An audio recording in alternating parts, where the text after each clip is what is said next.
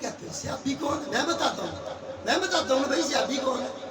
صحابی بڑا ہی اہل بیت بڑے ہیں، اب میں بتاتا ہوں۔ تو یہ کہتا ہے صحابی گمراہ نہیں ہو سکتا اور سید گمراہ ہو سکتا ہے۔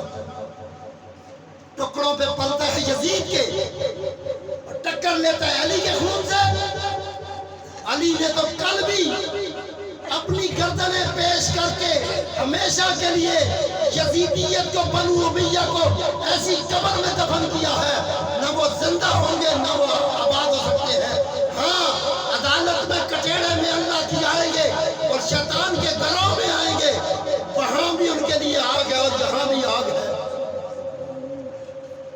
علی کے نام سے چلتے ہو تم تو یوں ہی صحیح، قدم قدم پہ علی کے نام سے تم کو ہم جلائیں گے، کہ علی کا نام لیتے رہیں گے، حسین کا نام لیتے رہیں گے، شہنشاہ کربل کا نام لیتے رہیں گے۔ تمہیں یہ تکلیف ہے نا حسین حسین کیوں کرتے ہیں، سیدہ فاطمہ کی بات کیوں کرتے ہیں؟ اور آسان بات لے لی ہے جی، حسین کی بات کرتے ہیں شیعہ، حسن کی بات کرتے ہیں شیعہ۔